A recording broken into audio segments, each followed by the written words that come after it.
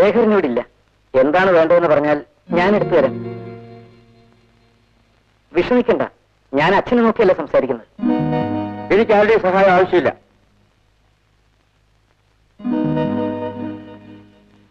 ഇവിടെയാണല്ലോ വീണത്. എവിടെ പോയി? ഇല്ലെങ്കിൽ ഉറക്കവും വരില്ലല്ലോ.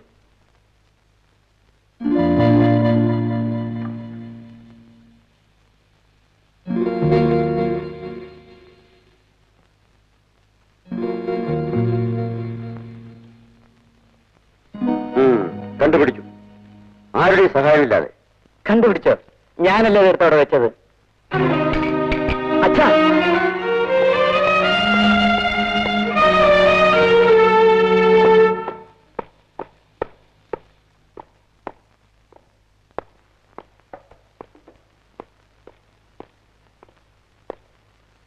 ശേഖര, ഞാൻ സ്റ്റേഷനിലേക്ക് പോവാണ്. സാറ് സ്റ്റേഷനിലേക്ക് പോവുകയാണ്. ഉടനെ തിരിച്ചെത്തും. ഉടനെ തിരിച്ചെത്തും. എനിക്ക് ചെവി കേൾക്കാം.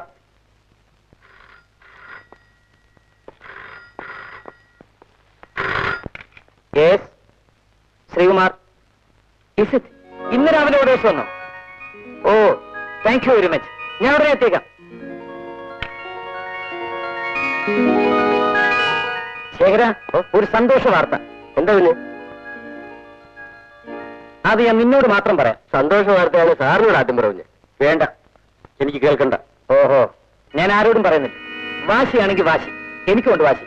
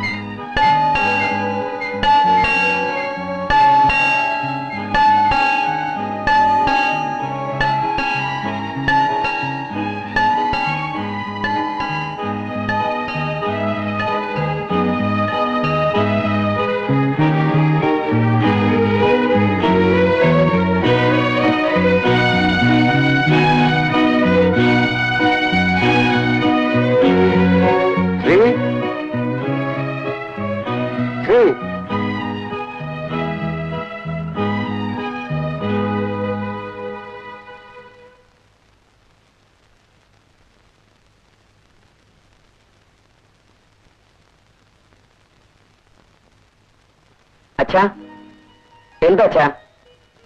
മണി 12 കഴിഞ്ഞു. 12 ആയില്ലല്ലോ. 5 മിനിറ്റ് കൂടെ ഉണ്ട്. പട്ടാളക്കാരന് സമയം തെറ്റാറില്ല. നീ പോലീസുകാരനല്ലേ, അതാണ് 5 മിനിറ്റ് താമസം. രാവിലെ സന്തോഷ വർത്തമാനം എന്തോ പറയാനുണ്ടെന്ന് പറഞ്ഞെന്താ? മേജറുടെ ശപഥം തീരാൻ ഇനി 5 മിനിറ്റ് കൂടെ ഉണ്ട്. 5 മിനിറ്റ് ഞാൻ സഹിച്ചോളാം. നീ കാര്യം പറ. ഞാൻ അച്ഛന്റെ മകനാ. വാശിയുടെ കാര്യത്തിൽ ഞാൻ ഒട്ടും പുറകിലല്ല. നീ പറയില്ലല്ലേ? അച്ഛാ, ഞാൻ വെറുതെ പറഞ്ഞതല്ലേ അച്ഛനെ ശുണ്ടി പിടിപ്പിക്കാൻ. എന്റെ എല്ലാ വിജയത്തിനും പ്രധാന കാരണം അച്ഛന്റെ അനുഗ്രഹാശിസുകളാണ്. എന്നെ ഡിവൈഎസ്പി ആയിട്ട് പ്രൊമോട്ട് ചെയ്ത വിവരം അച്ഛനോടല്ലാതെ പിന്നെ ഞാൻ ആരോട് പറയാനാ? എന്റെ മകന് പ്രൊമോഷൻ കിട്ടിയെന്നു ഈ കഴിഞ്ഞ 3 ദിവസം ഞാൻ അനുഭവിച്ച മനോവിഷമം പറഞ്ഞറിയിക്കാനാവില്ല. പിന്നെ എനിക്ക് വിഷമമില്ലായിരുന്നോടാ? നിന്നോട് മിണ്ടാതിരുന്ന ഓരോ നിമിഷവും എനിക്ക് ഓരോ യുഗമായിരുന്നു മോനെ. നീ വാ.